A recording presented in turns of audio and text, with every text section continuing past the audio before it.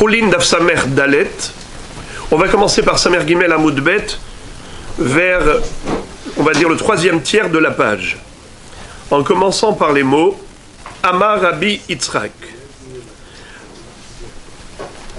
Même carrément le quatrième quart de la page. Amar Rabbi Yitzhak. Rov Tahor Ne'echal Bemasoret. Ne'eman Atzayad Lomar. Rov Ze Tahor Masarli Rabbi. Qu'est-ce que ça veut dire? Les oiseaux, pour être sûr qu'on mange une volaille qui est propre à la consommation et qui ne fait pas partie des oiseaux interdits par la Torah, eh bien, il faut une massorette, une tradition. Qu'est-ce que ça veut dire tradition? C'est que d'une génération à l'autre, on a retransmis des détails précis en disant cet oiseau fait partie de la catégorie des oiseaux purs. Et d'ailleurs, c'est la raison pour laquelle on accorde crédibilité à un chasseur qui dit « Mon maître m'a enseigné que cet oiseau est cachère ». La Gemara se pose la question. D'abord, avant de poser la question, la Gemara d'abord conclut par une précision de Rabbi Yochanan. « Amar Rabbi Yochanan vehu shebaki bahen ubishmotehen » pour que l'on puisse compter sur la confirmation d'un chasseur, il faut qu'il connaisse tous les oiseaux, les 24 oiseaux interdits par la Torah, et il est capable de les désigner en disant « cet oiseau, c'est lui le Pérès, cet oiseau, c'est lui le Necher, c'est lui le Oznia, c'est lui le Duchifat, c'est lui le Atalef, c'est lui la Tinchamet, et ainsi de suite. » Il est capable de nous désigner, parce qu'il a le moyen d'identifier avec précision les oiseaux interdits par la Torah. Alors maintenant, la Gemara se demande, Baer Abizera, Rabbo Hacham o Rabbo Tsayad. Quand tu as dit que le chasseur est crédible lorsqu'il te dit j'ai appris de mon maître que cette volaille est permise, c'est un Rov Tahor, de quel maître s'agit-il? Est-ce que c'est le rave de la synagogue, ou bien est-ce que c'est le maître en matière de chasseur, de chasse? Ça veut dire quelqu'un qui est zoologue. Il est tellement dans les forêts, tellement compétent en matière de zoologie, qu'il peut te dire exactement chaque oiseau, quel est son nom, quelle est sa provenance, à quelle catégorie il appartient, et donc on peut savoir s'il appartient à la liste des 24 oiseaux interdits. D'ailleurs, il faut le savoir, quand la Torah nous parle de 24 volailles interdites, ce sont des familles, 24 familles. Hier, on avait appris qu'il y avait 100 sortes d'oiseaux, et ces oiseaux, bien qu'ils aient des aspects différents, ils appartiennent à la famille de Aya. Il y a un oiseau qui s'appelle Aya, qui figure dans les 24 interdits. Eh bien, sache que rien que min Aya, dans la catégorie Aya, tu as une centaine de sortes d'oiseaux. Donc c'est pour te dire que tu ne peux pas te fier aux apparences, ou en disant « ouais, je crois qu'il est cachère celui-là ». Non, il n'y a pas de « je crois ». Il faut que tu sois clair, net et précis. Donc, quand on dit qu'il est Ne'eman ce tsayad de dire « car amarli Rabbi, Rov Tahorhu », c'est qui Rabbi? Mon maître. Mon maître, pas mon maître de la synagogue, du Beth Midrash, parce que lui-même, il ne connaît pas. Il connaît la théorie, il sait que les 24 oiseaux sont interdits, il peut te les donner par cœur, mais à quoi ils correspondent? Il n'a jamais vu d'oiseaux. On raconte que le Rav Chaim Kanievski Shalita de Bnei Brak, le Gadol Hador, qui a écrit des livres sur des sujets les plus complexes de la Torah. Entre autres, il a écrit sur les halachot de Sotrel. Et on raconte que pendant la période où il écrivait sur le Inyan des Sotrel et Haggavim, pendant qu'il étudiait à Bnei Brak, la fenêtre était ouverte et il y a une Sotrel qui rentre et qui monte carrément sur son livre. Et là, devant lui, il commence à observer tout de suite les chamachim qui étaient là.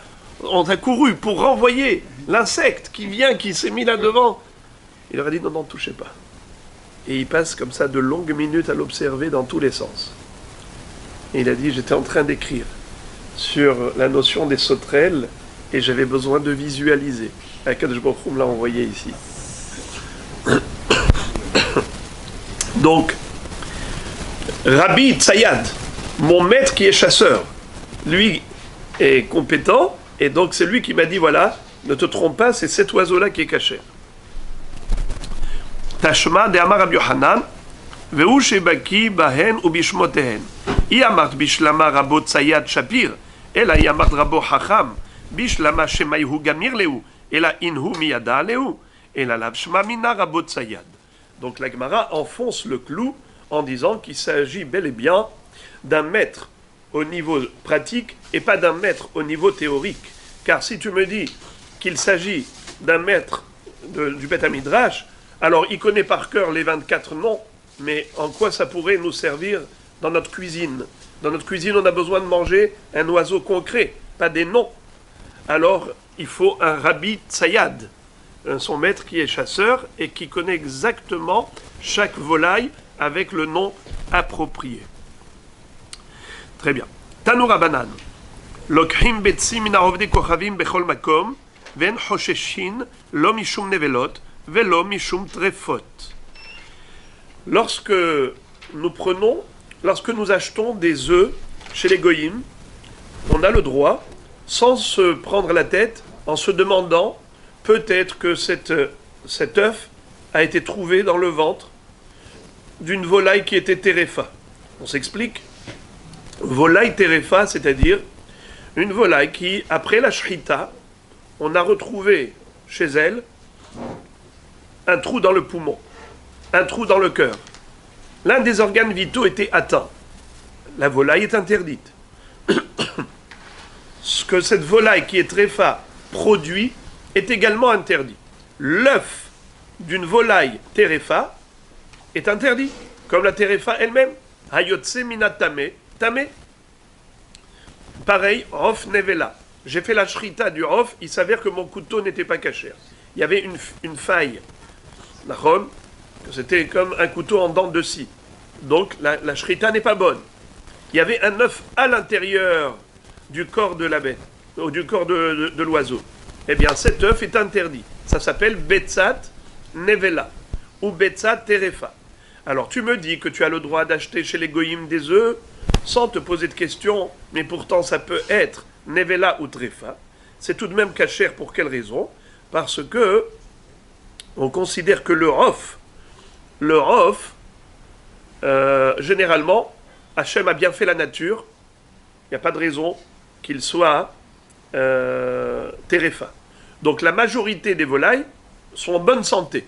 Donc l'œuf qui provient de l'oiseau est un œuf qui provient d'un oiseau en bonne santé et pas rof terefa. Également rof nevela, c'est rarissime.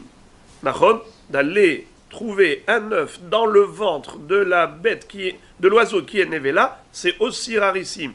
Le rof des œufs que nous avons provient d'une poule vivante et qui est en bonne santé, et non pas d'une poule qui a été égorgée par un goy et qui se retrouve maintenant à l'intérieur du corps de l'oiseau. Donc les œufs que nous avons, majoritairement d'où ils proviennent, ni de terefa, ni de nevela. Donc voilà pourquoi c'est caché. On va d'après le rov. Comment?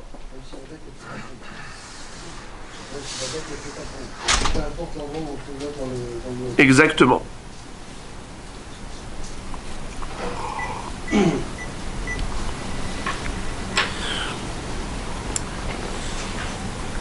Tosfot pose une question par rapport à ce que la Gemara a demandé en disant Vedilma derof tameninhu. Regardez la question suivante de la Gemara.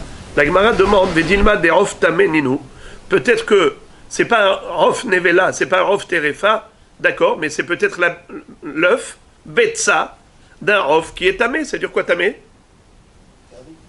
Interdit à la consommation. Tous les oiseaux qui sont impropres à la consommation, on les appelle impurs, rof tamé. C'est pas une touma physique, c'est une touma intrinsèque. Donc, comment? Je voudrais juste préciser, j'ouvre une parenthèse. Je vous dis que le mot tamé, généralement, dans la Torah, on ne l'applique pas à l'interdiction de consommation. Généralement, tamé, c'est au contact physique. Je touche, je deviens tamé. Je touche un mort, je deviens tamé. Le mot impur, généralement, est applicable à la touma physique. Rarement, on retrouve le terme de tamé pour la achila. Mais malgré tout, ça existe. Temeim hem lachem, par rapport aux oiseaux qui sont interdits à la consommation. Donc, of tamé, il ne faut pas confondre avec of tamé, que je touche un of, je suis tamé, non. Exactement. Les 24 oiseaux interdits s'appellent 24 oiseaux impurs. Impur, ça veut dire interdit à la consommation. Donc maintenant, quand on va parler de impur, on parle de ça. Sauf, vous allez voir tout à l'heure, qu'on va parler d'une impureté du contact physique. On va y arriver. Mais pour l'instant, à chaque fois qu'on va dire impur, c'est impur, ça veut dire impropre à la consommation. Alors la Gemara demande, Vedilma of Tameu, peut-être que cet œuf provient d'un oiseau qui fait partie des 24 interdits, 24 volailles interdites par la Torah. Pourquoi tu ne te poses pas de question, tu vas acheter chez le goy des œufs? Tosfot s'étonne de la question. Regardez le dernier Tosfot de la page. Et ils disent, Vim Tomar, Kevan de Ofot Tehorim Havuruba, Nizil Bataruba. Tosfot disent, mais je ne comprends pas la question. Il y a 2 secondes, tu m'as dit que tu ne te poses pas la question par rapport à Nevela ou Tréfa. Pourquoi? Parce que le rov, la majorité des œufs ne proviennent pas du ventre d'un oiseau que j'ai égorgé et que j'ai trouvé maintenant dans son ventre, n'est-ce pas? Les œufs que nous avons au magasin sont des œufs pondus par une poule vivante. Et en plus, cette poule vivante, je ne me pose pas la question est-ce qu'elle était malade ou en bonne santé. La majorité des poules sont en bonne santé, donc c'est bon. Alors Tosfot dit, pour la même raison, tu ne dois pas te poser la question non plus, est-ce que l'œuf provient d'un oiseau pur ou impur? C'est sûr qu'il provient d'un oiseau pur. Pourquoi? On a un rov. Combien d'oiseaux sont... Qu'est-ce qui est la majorité? Les oiseaux impurs ou purs? Les purs. Hein? Les purs. Les purs. Bravo. Puisque la Torah a énuméré la liste des 24 oiseaux pour nous dire voici les impurs, sous-entendu que ceux qui sont purs sont majoritaires. Parce que quand on fait les choses en bonne intelligence, qu'est-ce qu'on fait? J'ai par exemple un ensemble. Dans cet ensemble, j'ai minorité, j'ai majorité. Je voudrais exclure certaines exceptions. Qu'est-ce que je vais faire? Je vais énumérer les exceptions qui sont minoritaires plutôt que de me fatiguer à te mentionner toute la majorité. C'est pas intelligent. Je vais sélectionner les exceptions et je dis ça c'est pas bon, tout le reste est bon. Je vais pas te dire ça c'est bon, ça c'est bon, ça c'est bon. Passer mon temps à te dire la majorité qui est bonne. Donc si la Torah te dit 24 oiseaux sont interdits, sous-entendu que les oiseaux permis sont beaucoup plus nombreux. Très bien. Alors, c'est ce que répond Tosfot. Regardez la dernière réponse de Tosfot. Mais yesh lomar, ve'af le pirush hakuntras de lomar binan lamin nesher, yesh lomar mikol makom ha'amrinan le'il, me'arofot me'im shem b'mizrach, ve'kulan min ayahem, ilkach efshar de yesh bat me'im minim harbe. C'est extraordinaire ce que dit Tosfot. Tosfot dit, puisque nous avions vu que les 24 oiseaux, c'est pas 24 oiseaux, c'est 24 familles d'oiseaux. Tu peux avoir dans Aya une centaine de catégories qui correspondent tous à la même famille. Donc tu peux avoir, par exemple, sur 24 oiseaux, tu as 2400 oiseaux, parce que c'est 24 familles. Donc, tu ne sais pas maintenant si la majorité des oiseaux sont cachers ou pas cachers. Il y a choliot que le rof, les rofot me'im, sont majoritaires par rapport aux rofot tehorim. Alors pourquoi la Torah a énuméré les 24? Parce qu'au niveau catégorie, on n'a que 24 catégories d'interdits. Voilà. Alors maintenant, après ça, on a dit tout à l'heure dans la halakha, pour ceux qui s'en souviennent, que dans la vie de tous les jours, dans notre cadre de vie, quels sont les oiseaux qui nous fréquentent et desquels nous allons extraire des œufs, eh bien, sont des oiseaux qui sont propres à la consommation, des oiseaux purs. En dehors de ça, est-ce qu'on trouve dans les œufs des animaux cités, les 24 espèces, on trouve des œufs de formes différentes? Donc on a Je suis obligé de nettoyer, c'est ça. C'est 2 heures que je dois relire. Ouais. Alors, Rabotaï, si vous voulez bien, laissez les interventions pour après, parce qu'il a beaucoup de mal à couper les intermèdes. Il y a une question, qu'est-ce qu'il faudrait les autres qui sont pas j'aurais dit 2 heures. C'est pas des familles aussi. Je parle, on risque pas de questions. Non, il peut y avoir une famille où il n'y a que 50 de purs et une famille d'impurs où il y a 100. Donc finalement, il y a 2 familles de purs pour une famille d'impurs. Mais la famille d'impurs, ils sont plus nombreux que les... Ok. Alors les amis, on va terminer le DAF. La Gemara demande... Non. Iachi... Les œufs jaunes qu'on achète, ils sont pareil, sont tarifs. Les œufs jaunes. Jaunes, pas blancs. Non, on a déjà dit que Rof, dans la halakha précédente, à la fin de la tfila, on a expliqué que de nos jours, le Rof tamé n'est pas fréquent chez nous. M'acheter des œufs jaunes, c'est chez n'importe qui. Tout à fait. On continue. La Gemara demande à Maravoua d'Ishmuel.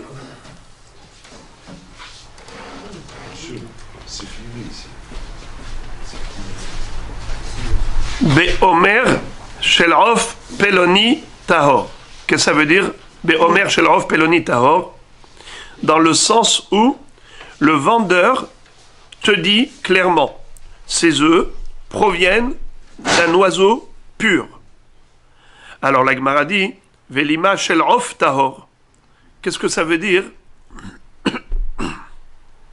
Rof peloni. Un oiseau intel. Ça veut dire que, non seulement que tu as besoin d'une précision du vendeur qui te dit que ça provient d'un oiseau pur, mais il faut qu'il te désigne également l'oiseau en question, qui te donne le nom.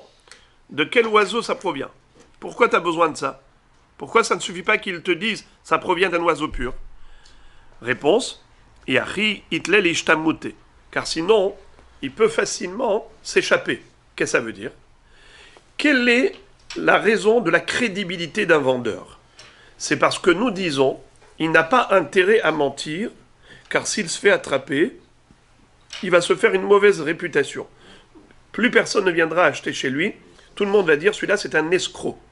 Il te ment, il te vend un œuf, soi-disant cachère, en te disant qu'il est d'un oiseau pur, finalement ce n'est pas vrai.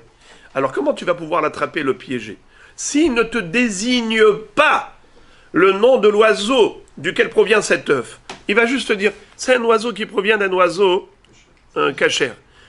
Toi, tu vas lui dire, eh oh, mais j'ai attrapé que cet œuf-là ressemble à l'œuf d'un oiseau non cachère. Comment tu m'as dit que ça provient d'un oiseau cachère? Il a dit, mais non, toi, tu ne connais pas tous les oiseaux. Il y a un oiseau cachère que vous ne connaissez pas, vous les juifs. Mais moi c'est de là-bas que je l'ai eu. Il peut te dire tout et n'importe quoi. Comment tu peux l'attraper? Comment ils disent le proverbe? Le voleur, suis-le jusqu'à la porte de sa maison. Le menteur, vas-y jusqu'à... Voilà. Le menteur, suis-le jusqu'au bout. Alors, dis-lui, attends. Tu as dit que ça provient d'un oiseau qui est cachère, qui est pur. Comment il s'appelle cet oiseau? Mais il s'appelle comme ça. Là, on va chercher cet oiseau, on voit ses œufs. Ça ressemble? Bravo. Quand la cavode. Tu es quelqu'un de vrai, de véridique, on va te faire une bonne réputation. Donc il a tout intérêt à ne pas mentir. Très bien. La Gemara dit, Besséder, tu t'appuies sur l'affirmation du vendeur. Et en plus, c'est un goy. Sur la base de quoi? De ce qu'on appelle mirtat. C'est quoi mirtat? Il a peur de mentir. Hazaka en umman mara umanute. Un artisan ne veut pas se faire une mauvaise réputation. Un vendeur, un commerçant veut garder sa clientèle. Il veut la fidéliser. Donc il n'a pas intérêt à mentir. Todarabah, j'ai compris le principe. Question. Pourquoi tu te prends la tête? La Gemara demande, Velivdok besimanim, detania, besimane betsim, car simane dagim. On a une braïta qui dit que les signes distinctifs des œufs, c'est comme les signes distinctifs des poissons. La Gemara dit quoi? Quel rapport? Siman et dagim, c'est le cas d'Atar, c'est napir vekaske, c'est amarahmana. Pour les poissons, on a des simanim, c'est quoi? c'est les écailles et les nageoires. Quoi, les œufs, ils ont des écailles et des nageoires? Qu'est-ce que tu me dis là? J'ai rien compris. Et là, ima, car simane robare dagim, betse dagim. Qu'est-ce que ça veut dire? En fait, de la même façon qu'on a des simanim pour la cacheroute des œufs de volaille, ainsi on a des simanim pour la cacheroute des œufs de poisson. Vetania, gabe betsim. Et on a appris à propos des betsim que quoi? Kol she koderet, koderet, vera gulgolet. Rocha ehad kad, verocha ehad had, tehora. Shne rache hakadin, o shne rache hadin, temea. Helbon mi bahutz, vehelmon mi bifnim, tehora. Helmon mi bahutz, vehelbon mi bifnim, temea. Helmon vehelbon me'uravin zebazé, beyadoua shehi betzat asheretz. Fin de citation de Baraïta. Que dit-elle cette Baraïta? Elle me dit la chose suivante. Voici les signes distinctifs des œufs pour identifier un œuf cachère ou pas cachère. Si l'œuf, premièrement, il faut qu'il soit ragol. Ragol, c'est-à-dire forme cylindrique, ronde. C'est pour ça qu'on l'appelle kadour, comme un ballon. Koderet vers golgolet. D'accord? Koderet, c'est-à-dire katour. Alors il y a, c'est-à-dire il y a complètement rond, mais il ne faut pas que ce soit complètement rond, il faut que ce soit ovale. Elle explique, elle nous dit, c'est rond au milieu, mais pas rond dans tous les sens. C'est-à-dire c'est pas comme un vrai ballon qui est complètement rond, il est ovale. Alors on va y arriver, on parle ici déjà, donc les œufs en question, il faut déjà qu'ils soient ronds, mais pas complètement ronds. Rocho ehad had, mais rocho ehad kad. C'est-à-dire ce qu'on appelle en français ovale. Donc c'est, dans le lachon de la Gemara, ça s'appelle rond, mais un côté large, un côté pointu. C'est la forme de l'œuf. Asymétrique. Dans ce cas-là, si c'est rond au centre et ovale, c'est-à-dire d'un côté large et d'un côté pointu, rocho ehad kad, kad, c'est-à-dire ça ressemble à la base d'une cruche qui est large et un autre côté pointu comme l'extrémité de l'œuf, dans ce cas-là, c'est kasher. Shene raché kadin ou shene raché hadin temea. Si les deux extrémités de l'œuf sont symétriques, soit les deux pointus, soit les deux larges, ça provient d'un oiseau tamé. Pas kasher cet œuf. Ou bien, helbon mi bahutz ve helmod mi bifnim, teora. Si on a le blanc d'œuf à l'extérieur et le jaune de l'œuf à l'intérieur, ça correspond à un œuf qui est kasher, d'un oiseau kasher.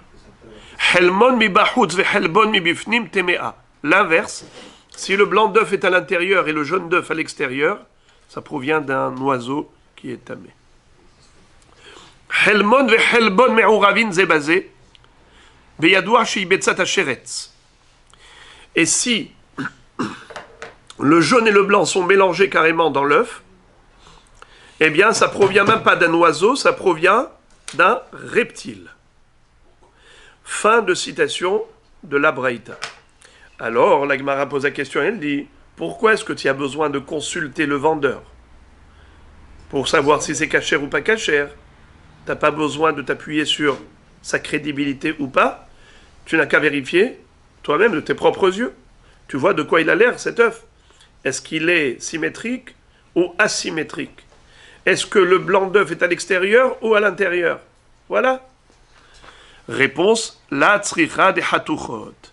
Il s'agit ici qu'on ait acheté un œuf chez le goy, mais des œufs qui étaient déjà cuits, déjà coupés. D'accord? Il avait là-bas un juif qui faisait la cuisson, un employé juif qui allait cuire les œufs, il allume le feu et tout, c'est une cuisson d'un juif, et c'est le goy qui est propriétaire qui te vend. Nachon. Et voilà que ce goy-là te dit que c'est cachère. Il te dit que ça provient de tel de tel oiseau. Tu dois t'appuyer sur sa crédibilité. Pourquoi? Parce que si tu vas avoir les simanim, ça ne suffit pas, c'est déjà coupé en morceaux. Puisque c'est écrasé et que c'est coupé en morceaux, comment tu vas savoir? Tu peux pas savoir. La Gemara dit Velivdok ba'helmon ve'helbon.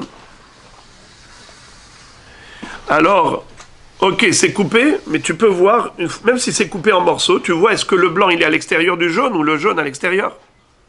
La Gemara dit Betroufot bake'ara. Ce sont des œufs battus.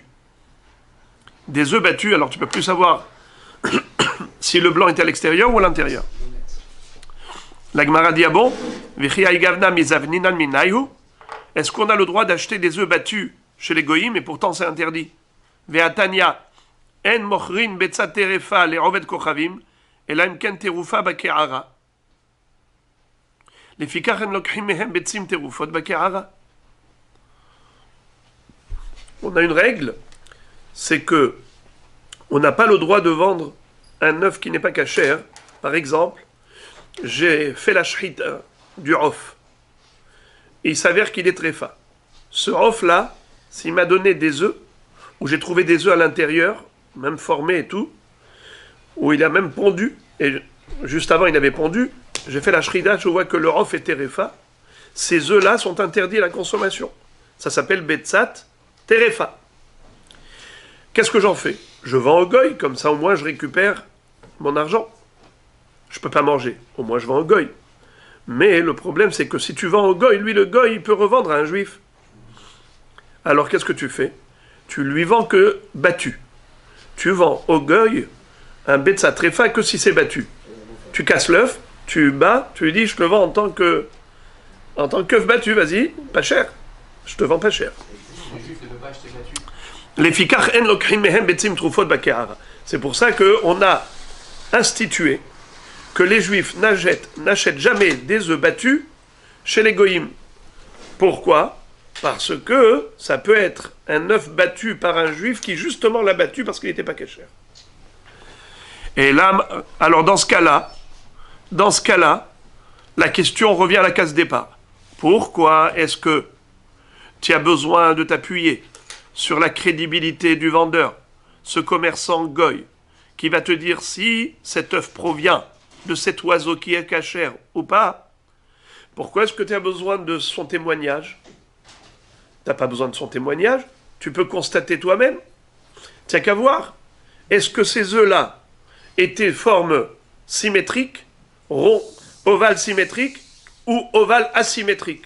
Rocho et hadkad ou rocho et hadhad? Qu'est-ce que tu vas me dire? Que c'était des morceaux d'œufs que tu as achetés? Eh bien, tu peux voir si c'est le blanc à l'intérieur ou le blanc à l'extérieur. Ça aussi, c'est un moyen d'identifier l'œuf kasher ou pas kasher. Alors, pourquoi est-ce que tu ne t'appuies pas sur les simanim? Ah non, tu ne t'appuies pas parce que c'était bien écrasé, c'était bien mélangé. Mais bien mélangé, eh bien, l'œuf battu, tu n'as pas le droit d'acheter bichlal chez le goy. Même si le goy va te dire que ça provient de tel oiseau, tu n'as pas le droit. Parce que peut-être il a acheté chez un juif un œuf qui était terefa. Car quand on veut vendre goïm des terefa, on bat les œufs. Alors qu'est-ce que tu vas faire? Tu peux pas acheter. De toute façon, tu ne vas pas acheter une betza troufa, parce qu'elle est peut-être terefa. C'est un beau jeu de mots. Betza troufa, ça veut dire un œuf battu. Terefa, c'est une volaille pas cachère. N'achète pas une betza troufa chez le goy, car peut-être il te vend une betza trefa qu'il a acheté lui-même chez un juif. D'accord? Alors maintenant, la question se pose.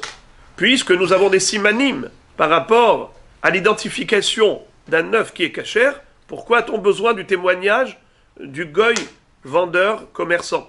Qu'est-ce qu'on a besoin de son témoignage? Réponse. Elama Rabbi Zera, simanim, lav de oraïta. Rabbi Zera nous dit, les simanim, les signes distinctifs de l'œuf cachère, ce n'est pas vrai. Minatora, ce n'est pas fiable. Ce ne sont pas des signes sans exception. On ne peut pas se fier à 100% à ces signes distinctifs. Car en effet, il existe tout de même des oiseaux impurs qui ont des œufs similaires. Deilot emahachi, ha de amarav asi. Shemona sefekot hen, livdok babetzim didhu, elashma mina, simanim lav de oraita. Rappelez-vous ce qu'on a étudié hier. Dans le DAF précédent, on avait vu que Rav Assi a énuméré une liste de 8 sortes de volailles pour lesquelles les Hachamim avaient un safek. Est-ce que ces volailles sont des Ofot Tehorim ou Ofot Temeim? Or, si tu me dis que l'œuf, on peut identifier l'œuf s'il appartient à une volaille qui est pure ou impure, et c'est des simanim implacables, c'est-à-dire que on ne peut pas remettre en cause la crédibilité que l'on accorde à ces simanim, alors dans ce cas-là, pourquoi est-ce qu'on avait 8 sfekot? Est-ce que ce rof il est tamé ou tahor? Et tu as qu'à regarder les œufs. Si les œufs correspondent aux œufs de rofot et horim, donc forcément la volaille est tahor. Si les œufs correspondent aux œufs de volaille qui sont impurs, donc forcément la volaille est impure. Pourquoi on a des sfekot? Les sfekot ne doivent pas exister, parce que c'est facilement identifiable par le biais de l'œuf. Et la vadaï que les simanim ne sont pas des simanim minatora. La Torah ne t'a jamais dit,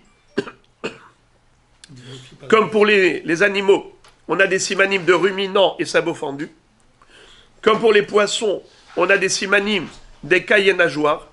Là, en effet, la Torah t'a donné des simanim. Mais est-ce que pour les oiseaux, la Torah t'a dit, les œufs de volaille purs sont comme ceci et comme cela, et donc comme ça tu peux te fier à ces simanim vezéo?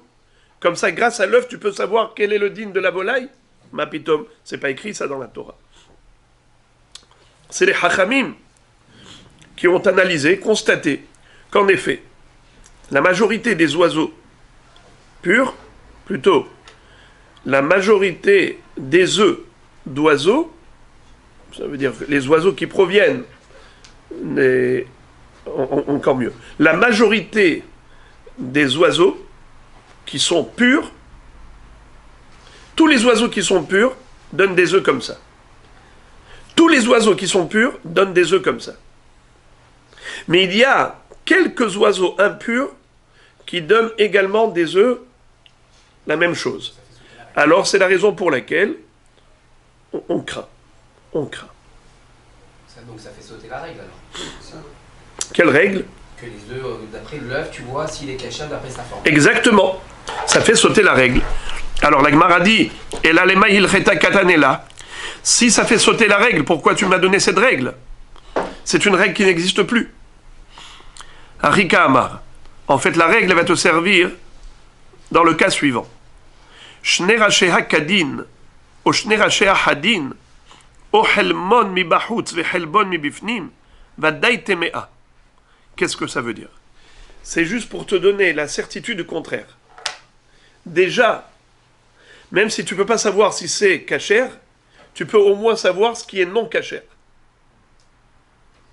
C'est-à-dire, si par exemple tu vois un œuf qui est symétrique, les deux extrémités sont pareilles, ou les deux sont pointus, ou les deux extrémités sont larges, tu es sûr que c'est tméa. Ou bien un œuf, tu vois le blanc à l'intérieur et le jaune à l'extérieur, tu es sûr que c'est tméa. Alors maintenant le vendeur, qu'est-ce qu'il te dit? Il te dit, tu sais, ça c'est un œuf d'oiseau pur, et même c'est cet oiseau-là. Et il te donne même un nom. Ne le crois pas. Même s'il y a 1000 personnes qui viennent te dire, ça c'est un œuf cachère, ne les crois pas. On a la certitude que des œufs de forme symétrique, shnem hadin ou shnem kadin, c'est sûr que c'est oftamé. Si le blanc est à l'intérieur, le jaune à l'extérieur, c'est sûr que c'est un oftamé. Donc au moins tu le sais. Tu ne vas pas te fier au témoignage du commerçant. Maintenant, Réché had kad.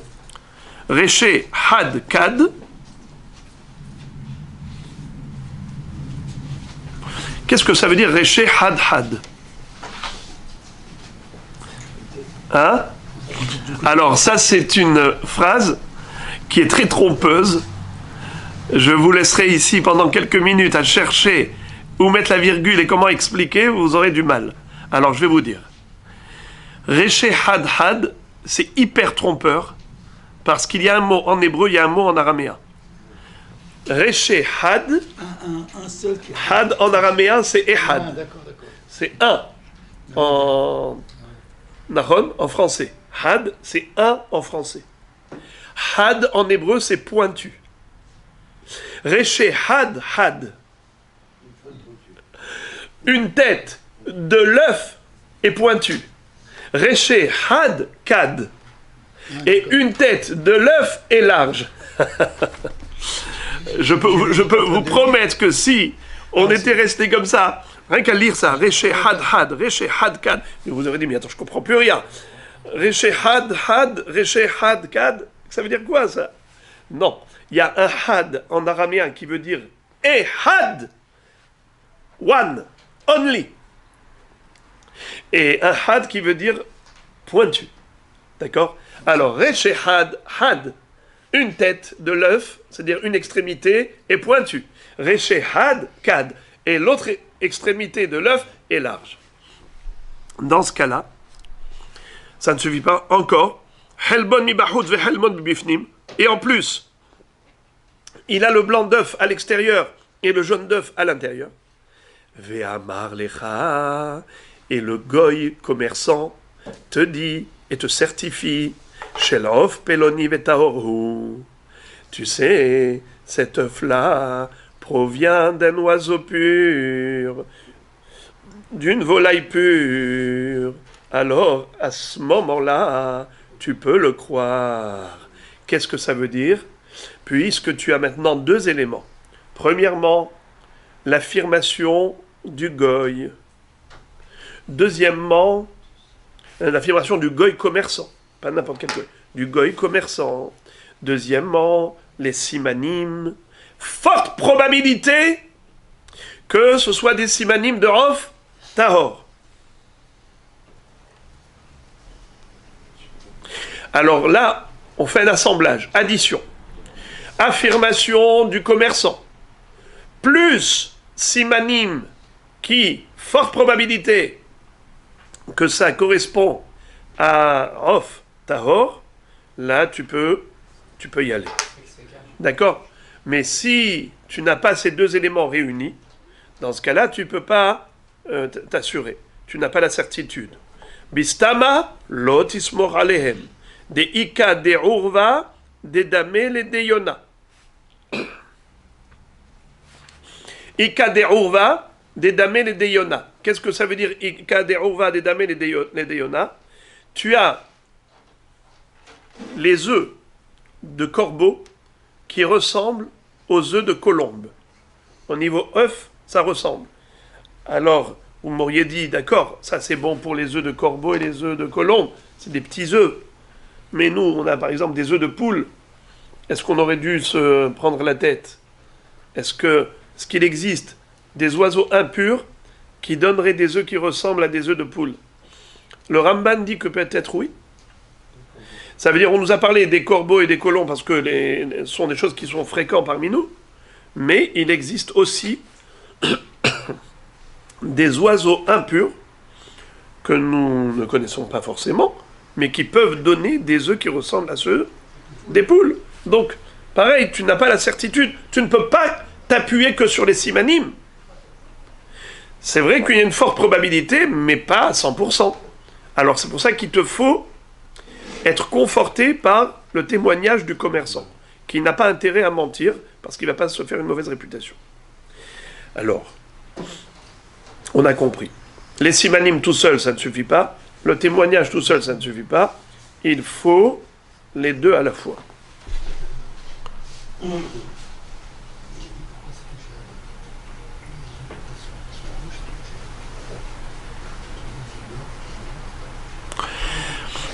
Amar mort.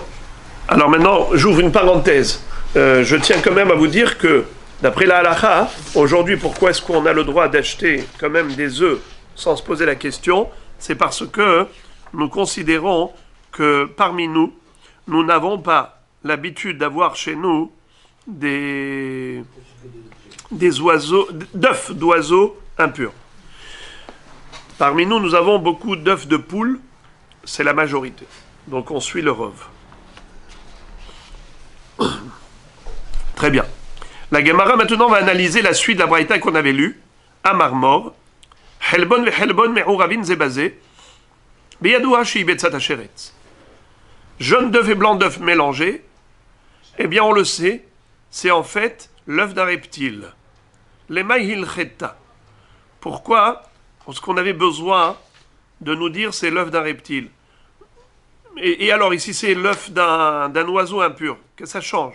Nous on avait parlé d'œuf d'oiseau pur, d'œuf d'oiseau impur.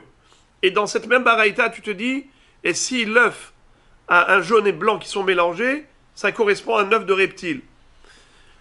Ça ne m'avance pas beaucoup. Ça veut dire, tu me dis que c'est pas cachère, ok.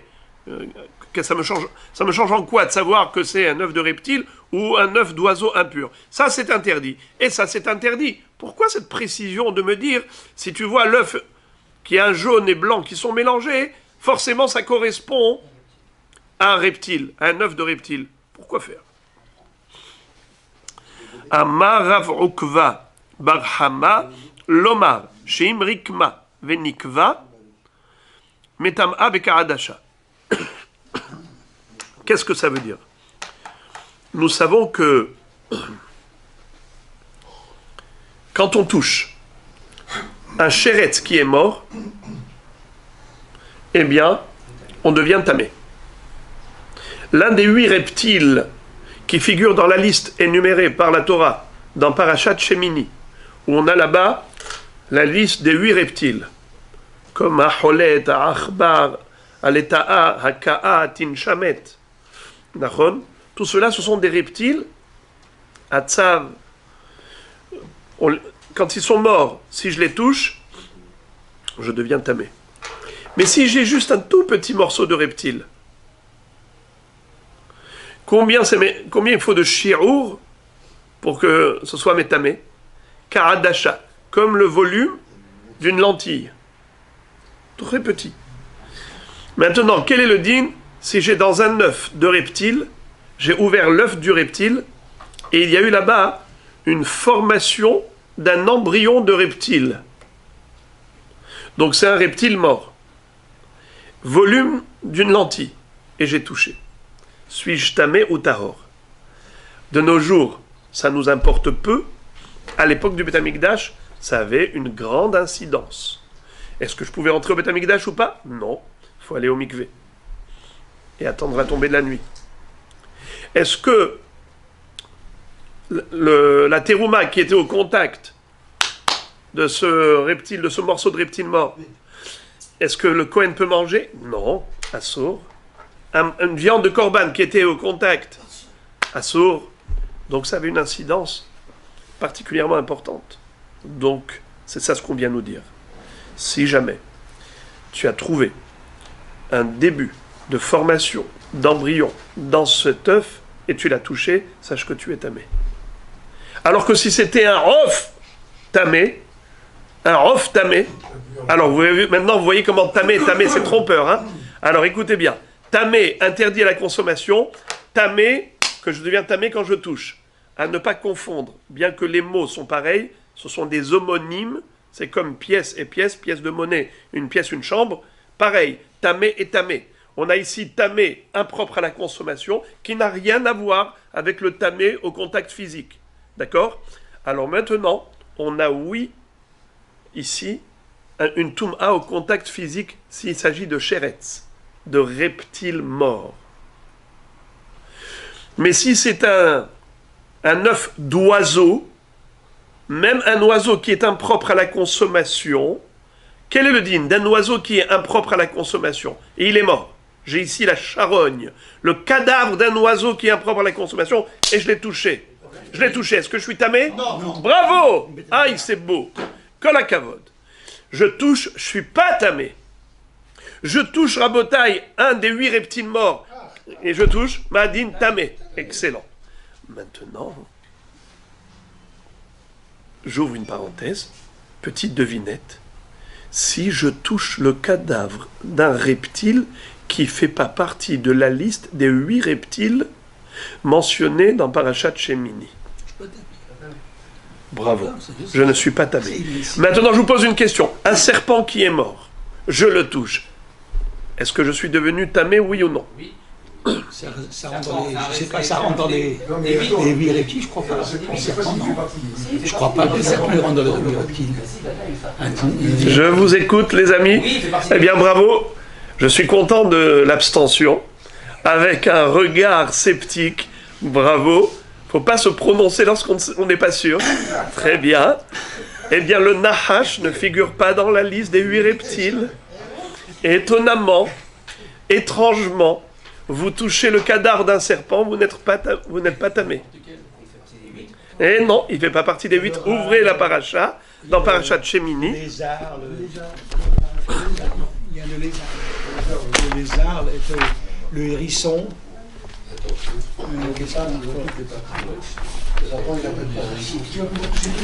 La taupe.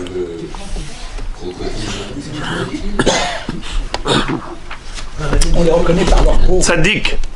Vezelachem atame basheretz hashoretz ala haaretz. Hacholed. Haachbar. Hatzav. Haanaka. Hakoach. Haleta'a. Hachomet. Veatin shamet. Où est le Nahash? Makenj. Si, ce sont des rampants. Même ceux qui ont des petites pattes, ils ont l'air de ramper sur terre. Si. Chauve-souris, donc ça. C'est un rampant. On a assimilé les reptiles. C'est un mammifère, mais on ne devrait pas les appeler reptiles. On les appelle rampants. Pourquoi? Parce qu'ils ont des petites pattes et quand vous les regardez d'en haut, vue d'hélicoptère, vous voyez un rampant.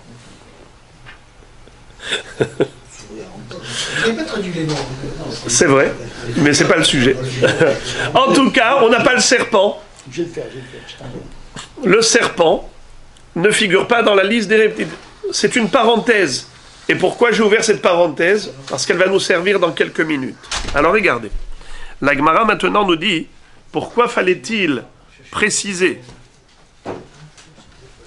Le serpent, on a vu, c'est pour le Touma. Les Maïlcheta. Pourquoi fallait-il préciser que lorsque le jaune et le blanc d'œuf sont mélangés, forcément cet œuf-là est un œuf de reptile? L'omar shimrikma venikva metam'a bekaradasha. C'est pour nous dire que si par exemple l'œuf a été ouvert et il y a quelqu'un qui a touché à l'intérieur l'embryon, c'est-à-dire que ce petit reptile était en train de se former mais il est mort, donc il a un statut de sheretzmet. Sheretzmet, quel est le din? Metame. Bravo. Bekaradasha. Dès qu'il y a un volume de Hadasha. Pourquoi vous parlez de serpent? Je vous ai dit l'un des 8 reptiles. J'ai ouvert une parenthèse. Alors, attendez. Oui, c'est pas pour rien que j'ai ouvert la parenthèse. Matkif la ravina vedilma denahashi. Alors la question de la Gemara maintenant. Qui te dit que ce reptile, c'est forcément un reptile qui communique de la Toum'a au toucher? Et c'est pour cela que tu avais besoin de m'enseigner le signe distinctif pour identifier le sheretz, afin que tu saches que si jamais tu l'as touché, tu es devenu tamé par le contact physique. Mais qui te dit que tu es devenu tamé? Peut-être non, car il se peut qu'en effet, c'est un œuf de reptile et pas un œuf d'oiseau. Mais tout de même, tu n'es pas tamé. Pourquoi? Parce que peut-être que peut-être que l'œuf de reptile en question, c'est pas un reptile qui est métamé, c'est peut-être un nahash. Le serpent, lui aussi, pond des œufs. Mais on le sait que le nahash, mort, si je le touche, je ne deviens pas tamé. Donc il n'y a pas du tout d'incidence au niveau de cet enseignement-là. Qu'est-ce que tu es en train de me dire? Que tu es devenu tamé? Ce n'est pas vrai. Pourquoi forcément tamé? Peut-être que c'est un œuf de reptile qui n'est pas métamé. Par exemple, le nahash. Ela marava. Chez Imrikma. Ve'achala. Loke aleha mishum sheretz hashoretz ala aretz. Qu'est-ce que ça veut dire? Lorsque quelqu'un fait une avéra et on veut lui donner 39 coups, dans le Beddin, il faut qu'il y ait 2 conditions.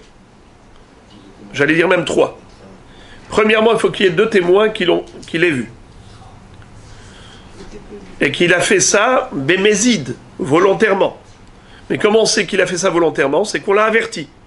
Mais lorsqu'on l'a averti, on ne lui a pas dit simplement que c'était assourd, on lui a désigné l'interdit. On lui a expliqué exactement ce qu'il était en train de commettre comme infraction. On lui a rappelé le nom du issour. Tu ne peux pas lui dire « Eh, c'est assour ». Il faut lui dire exactement quel est le issour qu'il est en train de transgresser. Alors maintenant, quand tu vas faire la hatra'a, tu vas lui exprimer l'avertissement. Tu dois lui dire quel est le issour qu'il est en train de commettre. Qu'est-ce que tu vas lui dire? Tu es en train de manger l'œuf d'un oiseau tamé, ou bien tu es en train de manger l'œuf d'un reptile tamé. Il faut que tu saches.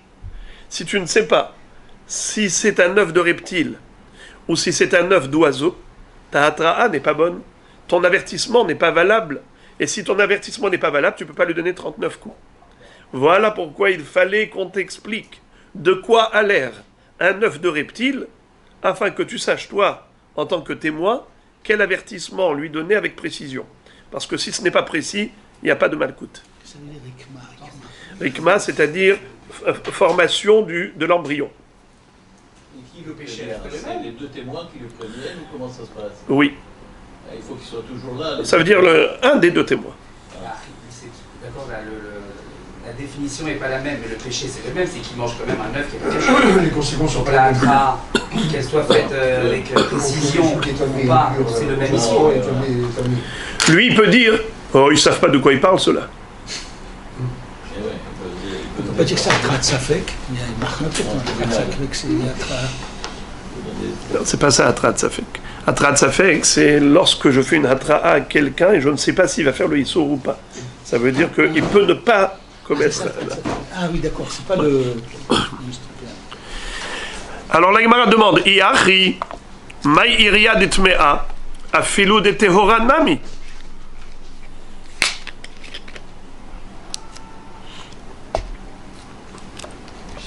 Qu'est-ce que ça veut dire? Jusqu'ici, on avait besoin de nous parler de Rof Tamé, Nachon, ou bien de Sheretz.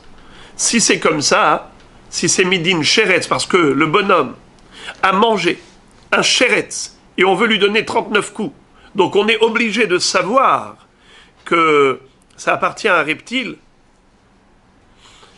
et donc il fallait qu'on nous donne le signe distinctif pour savoir de quoi ont l'air les œufs de reptile. Ils sont jaunes et blancs mélangés. La Gemara dit, c'est pas vrai.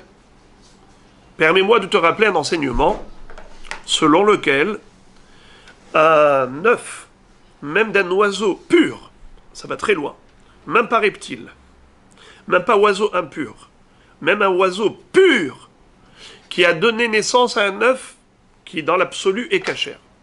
Mais c'est un œuf sur lequel la maman a couvé, que la maman a couvé. Et voilà qu'il commence à former un petit poussin. Il y a un début de rikma. Il y a un début d'embryon. Cet embryon-là, il est assourd. Tu n'as pas le droit de manger. Comment est-ce qu'il s'appelle? Sheretz. Comme un reptile. D'accord? Regardez. Iachi, mai iria ditme a filo de tehora. Dans ce cas-là, même un œuf d'oiseau pur, qui est propre à la consommation en général, s'il a commencé à former l'embryon, c'est assour des Tanya. Lechol asheretz ashoretz ala haaretz. Dans le passouk, il est écrit dans Parashat Shemini, à propos de l'interdiction de manger les reptiles, le chol, c'est pour inclure, le mot kol, ça vient inclure quoi? Les rabot efrohim shelo niftehu. C'est pour inclure des poussins qui ne sont pas sortis de leur coquille. Nachon? Shelo niftehu ainehem est plutôt, excusez-moi, pas shelo niftehu, j'ai mal dit. Shelo niftehu ainehem. Efrohim, c'est-à-dire des poussins qui, dans l'œuf, n'ont pas encore ouvert leurs yeux. Donc ce sont des embryons. Ça a un statut de reptile. Tu n'as pas le droit de manger ça. Alors, dans ce cas-là, si c'est considéré reptile, alors qu'est-ce que ça change maintenant? Blanc et jaune mélangés, Mais même si le blanc et le jaune ne sont pas mélangés, et ce ne sont pas des vrais reptiles, des œufs de vrais reptiles, ce sont, on va dire, un jaune à l'intérieur et le blanc à l'extérieur, exactement comme pour l'œuf d'une poule. D'accord? Malgré tout, si ça a commencé à former un embryon, gamarnou, ça s'appelle sheretz ha-shoretz al-haaretz. T'as pas le droit de manger ça. La Gemara de répondre, midera banan, ukra asmarta be'almahu. Qu'est-ce que ça veut dire? Figurez-vous que Minatora, il n'y a pas de Issour. Hein? C'est un Issour qui n'est que Midera Banan. Seulement, les Hachamim ont cherché une allusion dans la Torah à ce Issour. D'accord? Je vous lis ici une très belle discussion rapportée à ce propos. Alors d'abord, je termine le sujet en disant que Minatora, un petit poussin, à l'état embryonnaire, dans l'œuf, dans la coquille. J'ai ouvert la coquille, j'ai trouvé dedans un petit poussin qui n'a même pas ouvert ses yeux. Minatora, il n'y a pas de Issour de Sheretz. Qui est-ce qu'il a nommé Sheretz? Qui lui a donné ce nom? Hachamim. C'est que Midera Banan. C'est la raison pour laquelle il fallait que tu saches que si le jaune et le blanc sont mélangés, c'est un reptile. Et si c'est un reptile, c'est Assour Minatora de manger. Et pas seulement que c'est Assour Minatora de manger, il faut que les témoins qui vont l'avertir, qu'ils sachent qu'en effet, qu'il s'agit bien ici d'un sheretz, d'un reptile et pas d'un oiseau. Parce que ça change tout au niveau des 39 coups. Si eux-mêmes les témoins ils ne savent pas quoi dire, ils te parlent d'oiseau alors que c'est un reptile, ils te parlent de reptile alors que c'est un oiseau, ils ne savent pas ce qu'ils disent, laisse tomber. Ils ne peuvent pas le traîner au Beddin pour lui infliger les 39 coups. D'accord? Donc, il a commis un Issour, mais on ne pourra pas le sanctionner au Beddin. Donc nous, ce qu'on voulait savoir, c'était de savoir est-ce qu'on pouvait le sanctionner ou pas. Alors maintenant, on nous a enseigné une chose, c'est que la Gemara au début s'était étonnée en disant mais ce statut de Sheretz a été octroyé même à des œufs, à l'embryon d'un oiseau pur. D'accord? Si je trouve dans la coquille d'œuf un petit poussin à l'état embryonnaire qui n'a pas ouvert ses yeux, il s'appelle Sheretz. Alors on te répond non. Minatora, il ne s'appelle pas Sheretz. Minatora, il est permis. C'est qui lui a donné ce statut de Sheretz? C'est que les Chachamim. Donc là, c'est sûr qu'on ne va pas parler de 39 coups. Donc on comprend maintenant pourquoi il fallait nous enseigner de quoi ont l'air des œufs de reptiles, parce qu'on a besoin, pour pouvoir lui donner les 39 coups, de savoir que c'est bel et bien un reptile, et pas un œuf tahor. Parce que si c'est un œuf tahor, il n'y a pas de malkout. Très bien. C'est un Issour comme des Rabbanan. Alors, écoutez la mahloquette entre les Rishonim à ce propos. Certains veulent dire que Behemet, c'est faux de dire qu'il n'y a pas de Issour Minatora de manger ce petit poussin dans l'œuf. Il y a un Issour, mais qui s'appelle Issour Nevela. C'est pas un Issour Sheretz, c'est un Issour de Nevela. C'est quoi Nevela? Une charogne, un cadavre. Tu as le droit de manger une poule morte? Non. Tu peux manger une poule que si elle a été shritée. Une poule morte, c'est un cadavre. C'est assour. Très bien. On te dit que le Issour de Nevela est applicable même au poussin qui est mort dans l'œuf. C'est aussi une Nevela. Un veau qui est mort dans sa mère, il n'est pas Nevela. C'est très bien. Mais le veau, il est dans le ventre de sa mère. Mais là, c'est un œuf à l'extérieur. C'est toujours comme ça. On ne peut pas avoir un poussin dans la coquille d'œuf qui est dans le ventre de sa mère. Alors, donc forcément, l'œuf est déjà pondu. Il a même déjà commencé à former un embryon. Et c'est cet embryon-là qui est considéré Nevela. Alors, ça, c'est une chita de Rashi. Je vous lis. Mais Rashi, les Kaman d'Av Tzadikret, Rashi, dans le Dav Tzadikret, va nous dire que Mikol Makom Yeshbo Isur Torah Mishum Isur Nevela. Uma she'amru kan she'eno ela midera banan. Hainu shen bo Isur Torah shel sheretz haaretz. Aval isur nevela yeshbo. Vechen katav b'meiri beshem tosfot. C'est extraordinaire que certains rishonim pensent qu'il y a un isur nevela. Alors pourquoi est-ce qu'ici on a dit midérabanan? Midérabanan, le statut de sheretz. Mais minatora, le statut de nevela. Oulam yesh holkim, le Rashba et le Meiri ne sont pas d'accord. Ils disent pas du tout. Nevela, c'est une volaille qui était vivante et qui est morte.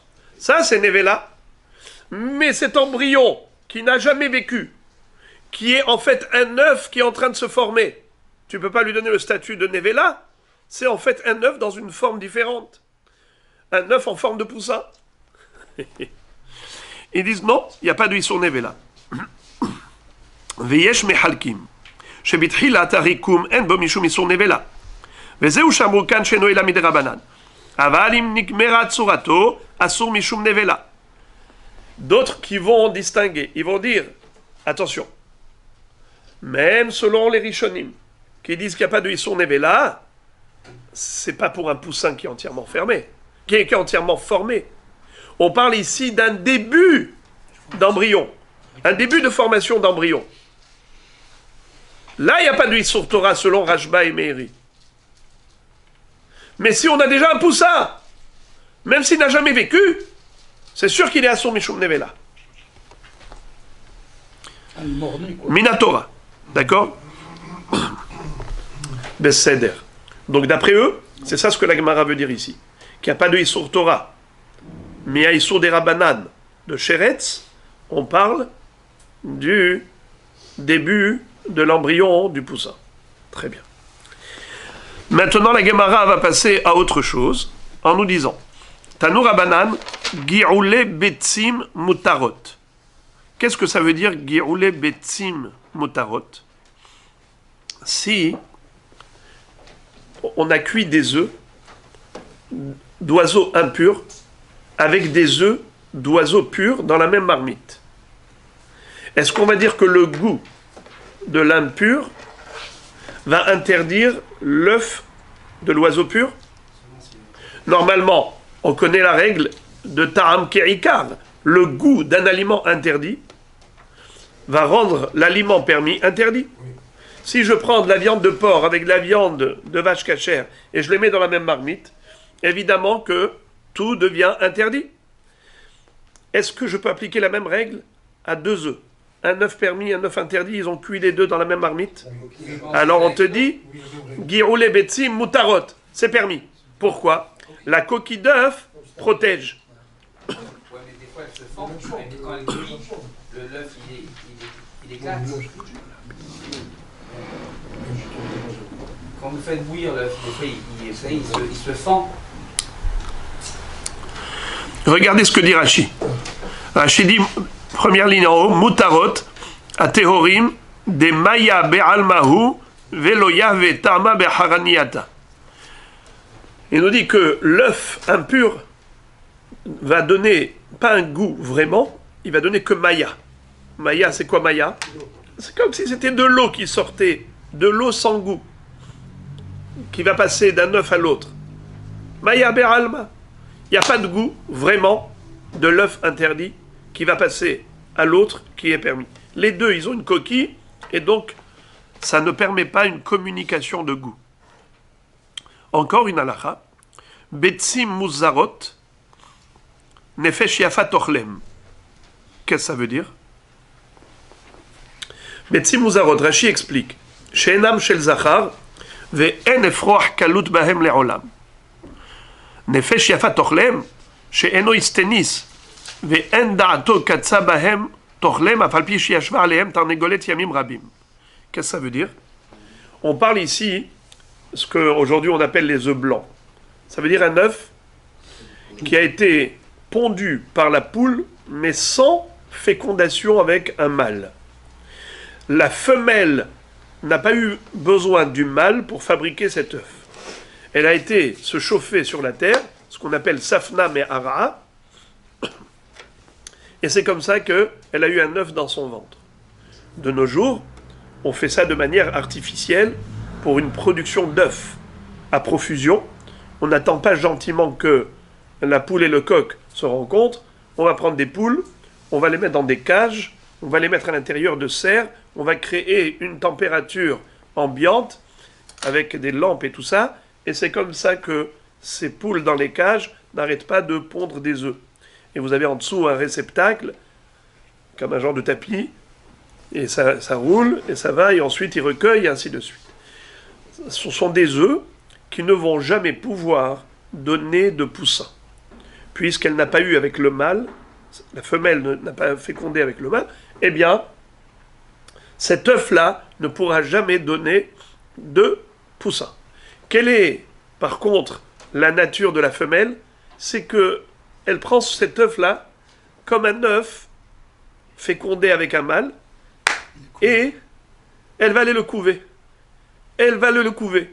Qu'est-ce que ça va donner? Ça va donner quelque chose de dégoûtant. Ça ne va jamais produire un vrai poussin. Mais quelque chose de dégoûtant. Est-ce qu'on a le droit de manger ce truc dégoûtant? Nefesh yafa tochlem. Nefesh yafa, c'est quoi Nefesh yafa? L'âme d'un courageux. Un Nefesh yafa. C'est-à-dire des gens qui n'ont jamais froid aux yeux, n'ont peur de rien. Eh bien, il n'est pas dégoûté, il n'a qu'à avaler. Qu'est-ce que tu vas faire à ce fou-là? Il est en train d'avaler des trucs dégoûtants.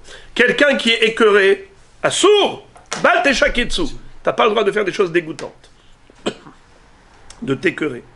Mais si c'est quelqu'un qui a vécu dans des conditions de vie où il est habitué à manger tout et n'importe quoi, skin, eh bien, qui n'a qu'à manger. La brioute. Nefesh yafa tochlem. Rachidi, chez Eno istenis, c'est pas quelqu'un de délicat, de douillet. Mais endato katsabahem, il n'est pas écœuré. Tochlem, il n'a qu'à manger. Afalpi sheyashva alehem tarnegolet yamim rabim, même si la poule elle a couvé ses œufs pendant longtemps. Ok.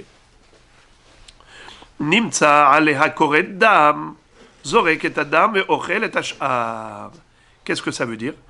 Si maintenant on a trouvé une tache de sang dans l'œuf, alors là, on ne parle pas maintenant d'un œuf, des œufs blancs comme on a dit. On ne parle pas des œufs que la femelle a eu toute seule. On parle des œufs normaux, qu'elle a eu par fécondation classique. D'accord? Par l'accouplement de mâle et femelle. Maintenant, il y a du sang. Qu'est-ce qu'on fait? On prend ce sang, on le jette et on peut manger l'œuf. Ah bon? Attention, Rabotai, que personne ne sorte maintenant. Sinon, on sortirait d'ici avec un enseignement faux. Écoutons la suite. Amarabir Mia.